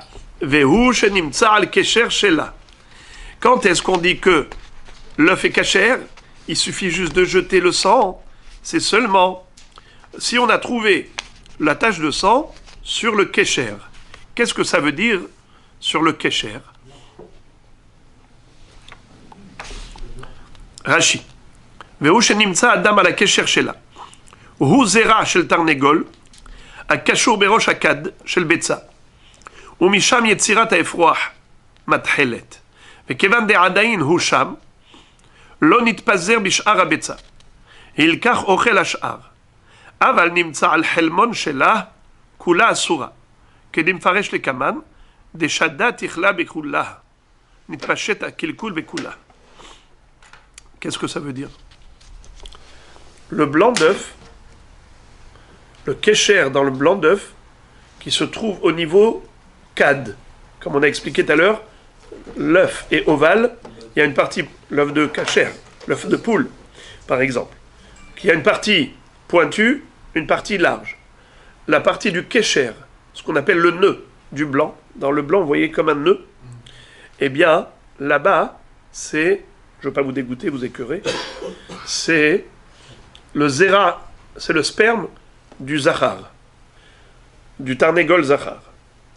Donc c'est là-bas que va commencer la formation de l'embryon. Cette tache de sang, c'est le début.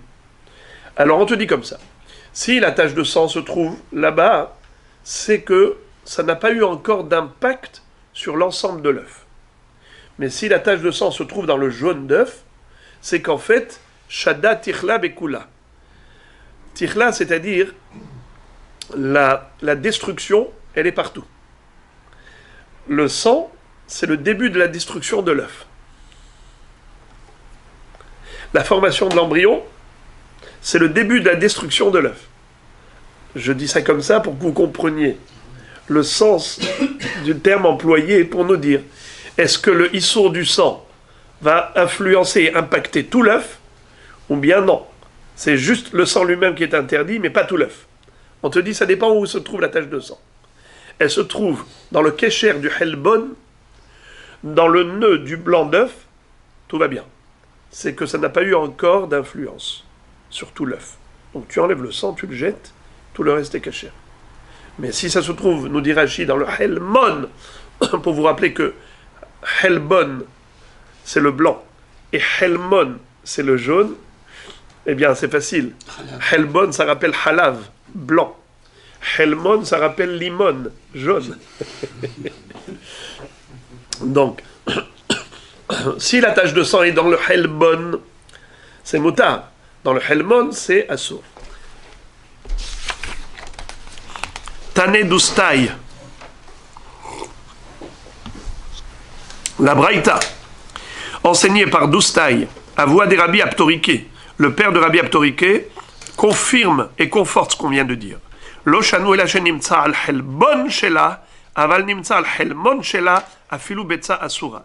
Maïtama shadda tichla bekula. Qu'est-ce que ça veut dire? Que quand est-ce qu'on dit que l'œuf est quand même permis, il suffit de jeter le sang, c'est lorsque le sang était dans le blanc.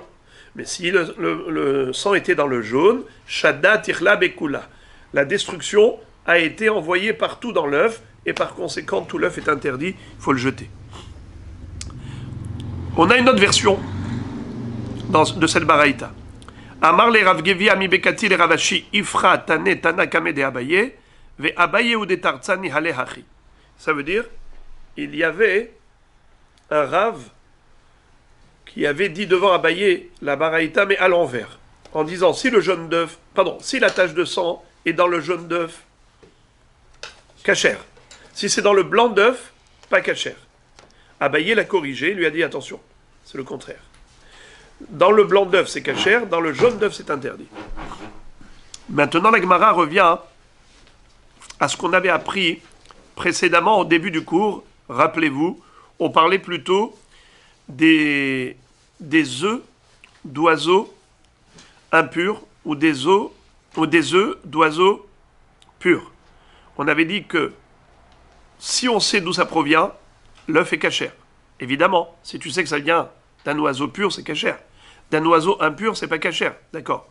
Mais, comment tu peux savoir si tu n'as pas vu d'où il provient? Tu vas acheter chez un goy et il te dit que c'est cachère. Est-ce que tu peux compter sur lui? Alors, on avait vu qu'il y avait deux conditions. Premièrement, il faut qu'il y ait les simanim, de forte probabilité que ce soit un œuf cachère, c'est-à-dire l'œuf est ovale, mais pas complètement symétrique. Il faut que d'un côté cad, un côté had, un côté large, un côté pointu. Deuxièmement, il faut que le vendeur te dise de quel oiseau ça provient. C'est-à-dire qu'il te dise exactement de quel oiseau ça provient. Il ne faut pas qu'il te dise juste un oiseau cachère. Non, quel oiseau cachère tu parles? Qu'il te donne le nom, que ce soit vérifiable. Parce que si c'est vérifiable, il aura peur de mentir pour ne pas se faire une mauvaise réputation. Et ensuite, on avait vu, les Rishonim disaient que concrètement de nos jours, on ne se prend plus la tête comme ça. Pourquoi? Parce que Betsim de Roftame et Nomatsui Benenu, des œufs d'oiseaux impurs, c'est pas quelque chose de fréquent de nos jours. Mahon, dans notre milieu de vie, dans notre cadre de vie. La Gemara maintenant revient au début du sujet. D'où tu sais que l'œuf d'un oiseau impur est interdit? La Torah est interdit les oiseaux impurs.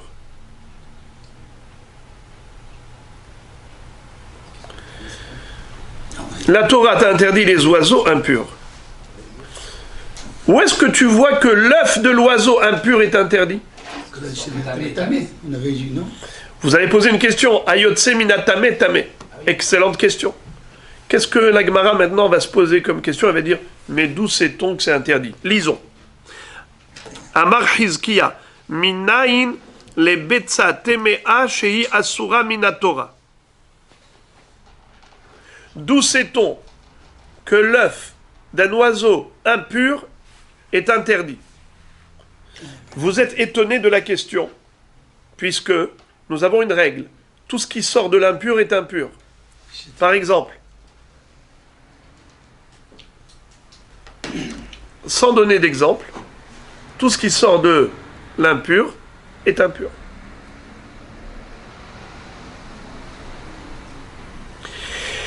Alors, Rabota, écoutez quelque chose. Ici, pourquoi est-ce qu'on s'est quand même posé la question? C'est parce que l'œuf, on a le droit de manger l'œuf de l'oiseau pur. Comment ça se fait que tu peux manger l'œuf d'un oiseau qui est pur? Mais l'oiseau lui-même, tu peux le manger cru? Tu peux le manger, vivant? Est-ce que j'ai le droit de manger un oiseau vivant? Pourquoi c'est assourd? Pourquoi c'est assourd? Appelez-moi le nom. Ever min ahai. Traduction? Le membre d'un être vivant, n'est-ce pas? Pas le droit. Comment tu as le droit de manger l'œuf? Regarde! L'œuf, d'où il sort? Du corps d'une poule vivante. Regarde! La poule, elle est vivante ou morte? Elle est vivante. Est-ce que tu as le droit de la prendre, la mettre directement dans le four vivante et de la manger? Pourquoi non? Et vermina haï. Naron, t'as pas le droit de manger un être vivant, Naron? Est-ce que tu as le droit de prendre, par exemple, un morceau? Je prends une patte de la poule. Je coupe quand elle est vivante et je mets au four cette pâte. Moutard, assour, et vermina haï. Pourquoi l'œuf qui sort d'elle, tu as le droit? Détaché d'elle, il n'y a pas de problème. Je prends un couteau et je détache la pâte. Détaché d'elle. Non, la pâte est encore accrochée. Et je détache d'elle. L'œuf, il était aussi accroché, il est sorti. Il est sorti, et bien moi aussi je ferai sortir la pâte. Non, mais il est détaché tout seul. Et alors, qu'est-ce que ça change? Et alors, sort tout seul ou il sort, moi je l'ai fait sortir, je l'ai aidé. Et imaginons, attendons, moi je fais sortir l'œuf, d'accord? Il y avait un œuf dedans, il ne voulait pas sortir. Moi j'ai tapé dessus, pac! Il est sorti. Alors, quelle différence si j'ai coupé la pâte d'une poule vivante ou j'ai fait tomber l'œuf? L'œuf descend tout seul, c'est pas un tape naturel. Ça aide. Alors, qui vous a dit que c'est moutard? Il est fait pour être sorti. L'œuf, il est fait pour être sorti de la bête. Pourtant, il donne des poussins. Il a raison, c'est comme le lait. C'est pas un être vivant. Pareil, le lait, exactement. Le lait, pourquoi est-ce que c'est moutard? Pourquoi on a le droit de boire le lait d'une vache, mais la vache elle est vivante au moment où j'ai extrait le lait? C'est la production, c'est comme le miel de l'abeille, pareil. L'abeille est Bon, là-bas c'est pas une question. C'est autre chose, parce que là-bas... Elle est interdite, l'abeille. C'est quelque chose qui est pas. Alors, comment est-ce qu'on a le droit? C'est l'homme égou femme. Pourquoi ça? Là, ça va être à l'eau de vache, c'est en rapport avec le... C'est sa nourriture. Le vache de là-bas, on a fait un pêche avec le vache de la dache et le vache de la...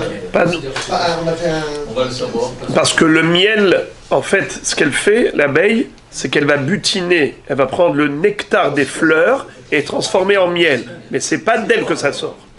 D'accord? Alors maintenant, les frères et les amis, Eretz Zavat Halav, le Halav, la Torah nous l'a permis. Donc c'est vrai que ça aurait dû être interdit, la Torah nous l'a permis. Qu'est-ce qu'on va faire? Celle qui a dit assour, c'est elle qui a dit moutard. Ki kare kan tzipor lefanecha, baderech bechol ha'etz o ala haaretz, efrochim o betzim. והאם רובצת על האפרוחים או על הביצים. לא תיקח האם על הבנים. שלח תשלח את האם ואת הבנים תיקח לך. Tu as le droit de prendre les betzim. La Torah t'a permis de manger le betzal, d'un œuf pur. Mais par contre, d'un œuf impur, assour, qui te dit que c'est assour? Mais si le assour, la Torah te l'a dit moutar, pourquoi je ne vais pas l'appliquer aussi au assour? C'est-à-dire, même l'œuf de la poule aurait dû être interdit, parce que c'est le produit de Vermina Haï. Qui te l'a autorisé? La Torah. Elle t'a dit que ça aurait dû être assour, c'est moutard. Alors je pourrais l'étendre également à l'œuf d'un oiseau impur. Vetabanim tikarlach. Shaleach teshalach et ta'em vetabanim tikarlach. Vas-y, prends les œufs, même les œufs impurs. Pourquoi est-ce que là je peux pas dire ayotse minatame tame? Pourquoi? Parce que si tu dis ayotse minatame tame, alors dis la même chose pour l'œuf d'un oiseau pur. Même si il est pur dans l'absolu, mais il est pur après la shrita. Mais l'œuf, il est sorti avant la shrita, quand la bête, la poule était vivante. Et verminahai, j'ai pas le droit d'enlever une patte. Pourquoi j'ai le droit de manger l'œuf qui est sorti d'une poule vivante? J'ai tapé dessus, je fais tomber l'œuf. Réponse, la Torah t'a autorisé. La Torah t'a autorisé les œufs, alors que la mer, elle était interdite. Ayotse minatame tame ne s'applique pas, alors peut-être que même l'œuf d'un oiseau impur serait permis, car la Torah a permis les œufs. Et elle a dit que par rapport aux œufs, on n'applique pas la règle de Ayotse minatame tame. Alors j'aurais pu croire que l'œuf de l'oiseau impur serait permis. C'est pour ça qu'on pose la question. Minaïn le betsat me'a she'asura minatora. Où voit-on dans la Torah que l'œuf d'un oiseau impur est interdit? Par déduction. Tu ne peux pas appliquer la règle de Kol Ayotse minatame tame. Pourquoi? On vient de dire pourquoi. Non, mais on a le même problème de Verminachai. On a une histoire de Verminachai. Oui, mais que ce soit Tam ou Taor. Mais la Torah t'a permis de manger les œufs. Dans le cas de Taor. D'accord, ok. Qui vous a permis de... Parce que la Torah dit, attendez. Ah, Dans le cas de Tao. qu'est-ce qu'on vient de dire? On vient de dire que normalement tous les œufs auraient dû être interdits. Elle t'a dit les œufs sont permis. Je fais plus de différence. Tous les œufs qui proviennent de l'interdit devraient être permis. Puisque... C'est deux interdits différents. Qu'est-ce que ça change? Ah, attendez, ça change tout. Pourquoi ça change tout? Un, c'est interdit à Verminachai, dans un domaine de permis, et l'autre, c'est un interdit d'un domaine à Yotziminatame. On ne peut pas dire, c'est pas comparable. Je n'arrive pas à comprendre ce que vous dites. Et Verminahai, c'est permis ou interdit? Interdit. Interdit. Et l'œuf qui provient du Verminahai, permis ou interdit? Permis. Alors, où est la règle de Ayotse minatame tame? La Torah te dit qu'au niveau des œufs, n'applique pas la règle de Ayotse minatame tame. Mais on ne sort pas de tamé, là. On est dans un Bien sûr que c'est tamé. de Verminachai. Oi, oi, oi, oi, oi. J'ai pas compris, là. Ce matin, j'ai pas arrêté de répéter 1 milliard de fois que le mot tamé, ça veut dire interdit à la consommation. Ah oui, c'est... D'accord? Ah, d'accord. Deux tamés. Il y a deux amis, Et la pièce. À ne pas confondre pièce et pièce. Si on parle de ça, est-ce qu'on peut parler des œufs de Les poisson? les pièces avaient abonné. Est-ce qu'on va aller chercher les œufs de poisson? Les œufs, le caviar, il vient d'un poisson qui... Non, on va quand même ne pas les manger. Non, là-bas, ça fait partie intégrante du corps. Les œufs, ils sont dans le poisson. C'est une bonne chéra. Alors, Rabota, écoutez une deuxième réponse. Écoutez une deuxième réponse, celle du Rambam. Rambam, il dit carrément que la règle de Hayotse minatame tame, d'où tu le sais? Qu'est-ce que j'ai dit? Donc, Svara. Hein? Non, c'est une Svara. D'où on connaît cette règle de Hayotse minatame tame? Svara? Non, c'est pas une svara. C'est pas une Svara? Non. Batayana. Hayotse minatame tame, d'où tu le sais? Nous, on est en train de poser une question sur la Gemara. On dit, cher Gemara, tu m'étonnes. Tu es en train de poser la question, Minaï nebetsat me'ash yasura minatora. D'où sait-on que l'œuf d'un oiseau impur est interdit? Et tu vas chercher maintenant un passouk. Mais quoi, Gemara, tu connais pas la règle? Hayotse minatame tame. Alors le Rambam, il te dit, d'où elle sort cette règle? C'est sympa, Hayotse minatame tame. Tu l'as chanté depuis ta naissance, n'est-ce pas? Mais où est-ce que c'est écrit ça dans la Torah? Où est-ce que tu trouves dans la Torah Hayotse minatame tame? Où tu as trouvé ça? D'où elle sort cette règle? Il dit, tu veux savoir d'où elle sort? C'est de là. Alors ne pose pas une question à la réponse que la Gemara, gentiment, il est en train de te donner maintenant. Tu es en train de lui dire, mais j'ai pas besoin de réponse, je connais la réponse. Mais d'où tu connais la réponse? C'est parce que je te l'ai donné la réponse. D'accord? Alors la même chose. Hayotse minatame tame, selon le Rambam, il dit que c'est de la réponse qu'on va donner maintenant que découle cette règle. Écoutez la réponse. Sheneemar ve'et bat haya'ana. La fille de l'autruche. V'chi bat yeshla la ya'ana. Et là, ezo zo betzat mea. Est-ce que l'autruche donne naissance à une petite autruche comme une vache donne naissance à un veau? Non. Il faut d'abord donner des œufs et après, de l'œuf de l'autruche va sortir une Yahana, une autre autruche. Donc la mère s'appelle Yahana, et maintenant il va y avoir Yahana. Mais Bata Yahana, ça veut dire que l'autruche qui sort du ventre de l'autruche de la mère, ça n'existe pas. Alors c'est qui Bata Yahana? Bata Yahana, c'est l'œuf. Et là, Ezo, Zobetsat Mea, comme par exemple l'œuf de l'autruche. Et de là, on apprend pour tous les oiseaux impurs qui ont le même statut que Bata Yahana. L'œuf de l'autruche, la Torah nous dit qu'on n'a pas le droit de manger les oiseaux. Dans la liste des oiseaux, on a, comme on a dit, Anesher, Aperes, Aroznia, Duchifa, Ta'atale, Fatin Shamet, on a plein. On a également Bata Yahana. On ne nous a pas parlé de l'autruche. On nous a parlé de l'œuf de l'autruche. C'est ça. C'est pour te dire, par voie de conséquence, si l'œuf est interdit, donc la mère est interdite, et si la mère est interdite, l'œuf est interdit. Dans le sens où l'œuf et la mère ont le même statut. Bat Ayahana.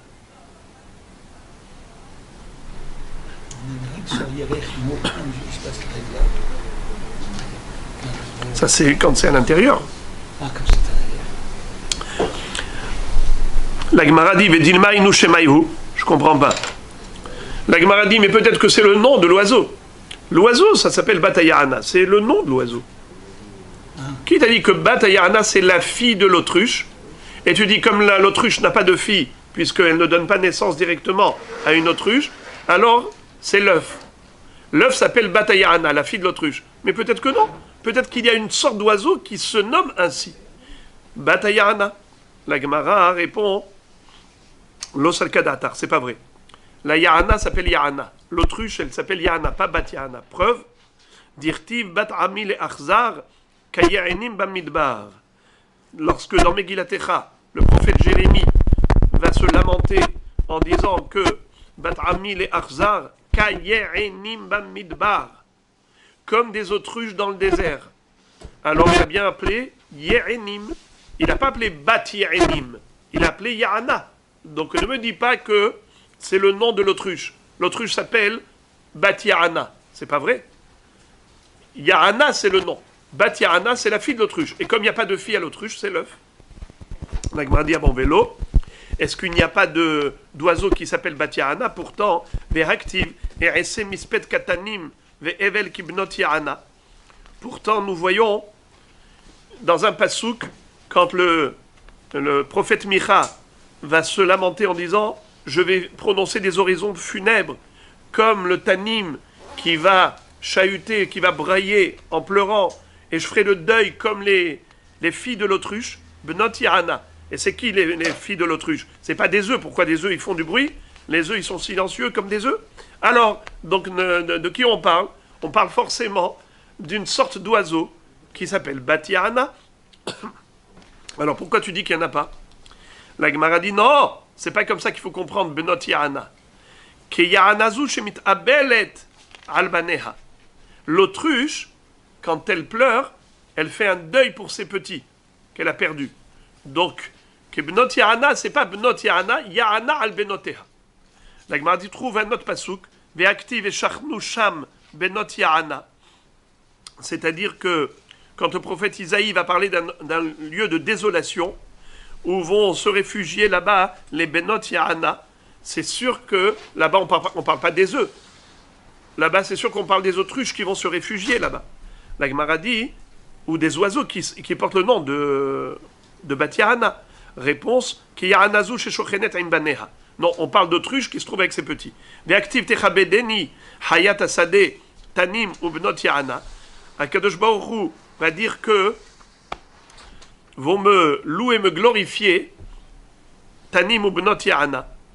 Veis al kadatar betza bat memar shirahi. Et si on parlait de l'œuf, est-ce que l'œuf émet des sons de chant et de glorification? Donc forcément, on parle d'un oiseau qui s'appelle Bat Yahana. Et là, active Hayahana ou active Bat Hayahana. Veshahane hacha des pasak safra l'ishtetevot. Qu'est-ce que ça veut dire?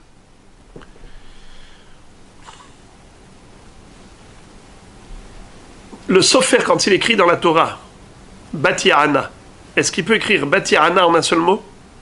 Non. Donc c'est pas un seul nom.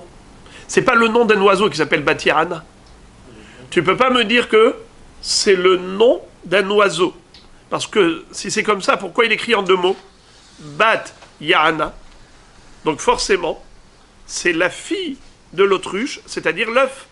Car si c'était le nom d'un oiseau qui s'appelle Bat Ya'ana, comme quoi on a Ya'ana et on a Bat Ya'ana. Ya'ana, c'est l'autruche.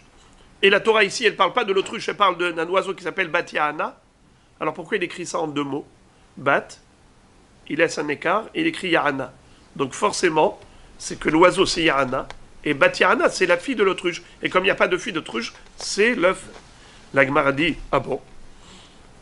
Umide pasak leu safra, betarte tevot, shma minat reshemot ninhu, et la merata, et kedor la omer, de pasak leu safra bitre, achinami de tarte shemen ninhu. Qu'est-ce que ça veut dire?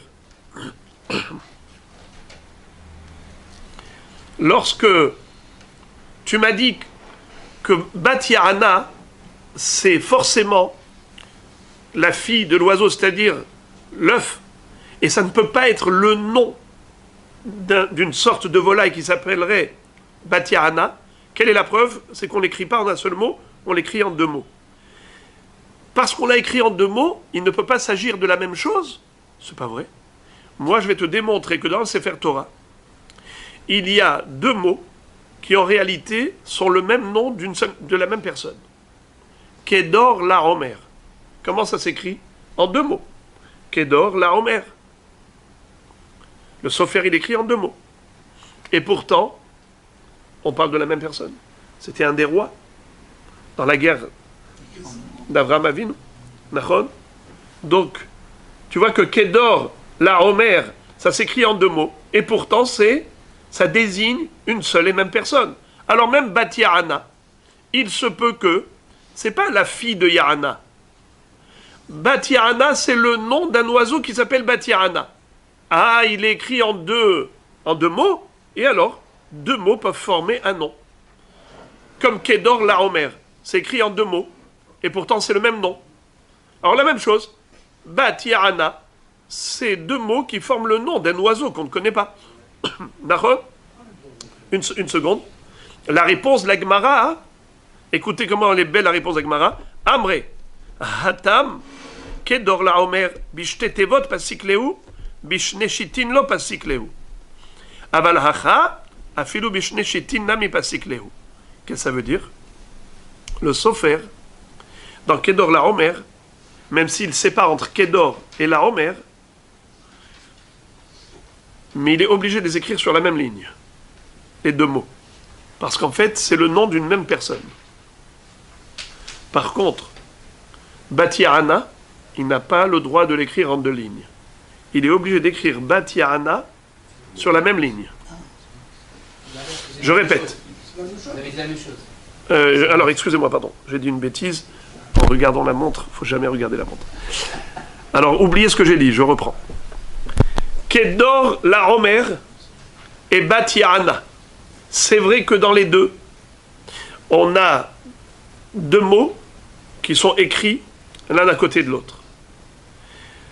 Alors tu poses la question, comme Kedor la Omer, deux mots qui sont écrits séparément et pourtant c'est le même nom, je peux te dire la même chose, Bat Ya'ana, bien que Bat et Ya'ana sont séparés, peut-être qu'il faut les lire ensemble comme un seul nom d'un oiseau quelconque. Et donc, je n'ai plus de preuve qu'on parle ici d'un œuf d'autruche. Bat Ya'ana, œuf d'autruche. Qui te dit qu'on parle d'œuf d'autruche? Peut-être qu'on parle d'un oiseau qui s'appelle Bat Ya'ana, comme Kedor la Omer, qui s'appelle Kedor la Omer. Et comme Kedor la Omer, ça s'écrit en deux mots, et c'est un même nom. Ainsi, Bat Ya'ana, ça s'écrit en deux mots, et c'est un même nom. C'est la question de l'Agmara. L'Agmara dit non. Il y a une différence. Bat Ya'ana, c'est deux mots et c'est deux noms. Bat, c'est la fille. Ya'ana, c'est l'autruche. Et comme l'autruche n'a pas de fille, de quoi on parle? De l'œuf. Et la Torah te vient t'apprendre ici la règle, Hayotse minatame tame. L'œuf de l'autruche, c'est comme l'autruche, interdit. Ok? Alors maintenant, pourquoi tu ne dirais pas que c'est deux mots qui forment un même nom d'un oiseau quelconque, comme Kedor la Homer, qui sont deux mots qui forment un même nom? Il dit Kedor la Homer, le Sofer ne peut pas les écrire en deux lignes. Alors que Bat Yahana, le Sofer a le droit de les écrire en deux lignes. Bat à la fin d'une ligne et Yahana en dessous au début d'une ligne. Alors que Kedor la Homer, il n'a pas le droit d'écrire Kedor à la fin d'une ligne et la Homer au début de la ligne d'en dessous. Pourquoi? Parce que Kedor la Homer, c'est deux mots qui forment un même nom. Si c'est un même nom, tu dois le mettre sur la même ligne. Mais Bat Yahana, c'est pas deux mots qui forment un même nom. C'est Bat, c'est la fille. Yahana, c'est l'autruche. Ce sont deux choses différentes. La fille de l'autruche. Tu peux mettre ça en deux lignes. Ma'abaya. Mais par contre, si ça signifiait désigner une créature qui s'appelle Bat Yahana, alors ça veut dire que ce sont deux mots qui forment un même nom. Jamais le Sofer n'aurait eu le droit de les écrire en deux lignes. Il aurait été obligé d'écrire comme Kedor la Homer, sur la même ligne. Si tu vois qu'il a le droit de les écrire en deux lignes, ça veut dire que ce n'est pas deux mots qui forment un même nom. Ce sont deux noms différents. Bat Yahana, la fille de l'autruche. Et puisque l'autruche n'a pas de fille, on parle de son œuf. Et de là, on a appris que l'œuf d'un oiseau tamé, c'est comme l'oiseau lui-même qui est tamé, à savoir impropre à la consommation. Bon,